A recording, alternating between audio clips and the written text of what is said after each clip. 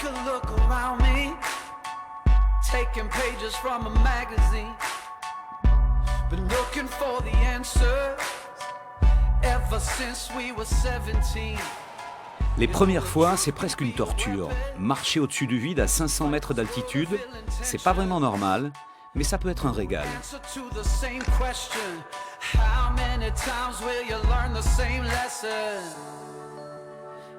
En les regardant, on se dit qu'ils sont barges.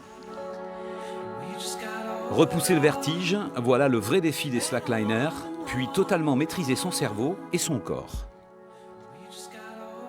Arriver à vaincre sa peur et puis à se mettre un coup de pied au cul à chaque fois qu'on veut monter et essayer de passer toujours plus long, faire des figures dessus, s'amuser, rebondir. C'est vraiment une sensation de planer, surtout quand on rebondit et qu'on se retrouve que ça remonte. On se sent tout léger, c'est vraiment une sensation de planer.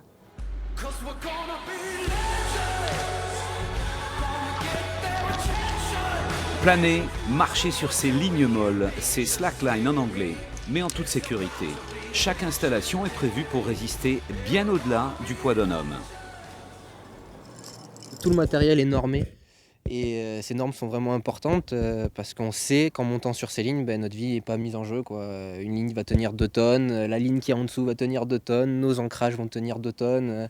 Et être là-dessus, c'est pas dangereux, c'est une notion de danger quand on regarde de l'extérieur, mais au final dessus, c'est moins dangereux d'être là-dessus que d'être en voiture.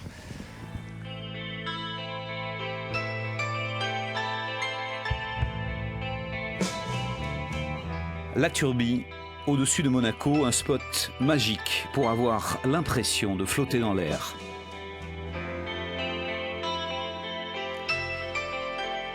Mais le paysage et la pique ne font pas tout.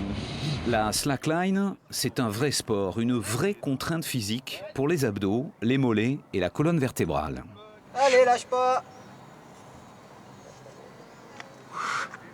C'est énorme mentalement et physiquement. Et il faut tenir sur 2,5 cm de large, en équilibre, avec pour seul balancier son corps. Il n'y a pas de balancier externe.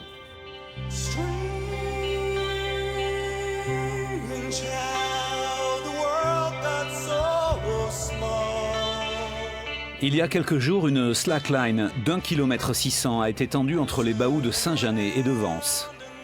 Un record du monde à 600 mètres au-dessus du vide, réalisé par un jeune Allemand, Freddy Kuhn. Pendant 2 h 10 minutes, il aura été comme en apesanteur, en dominant toute la Côte d'Azur.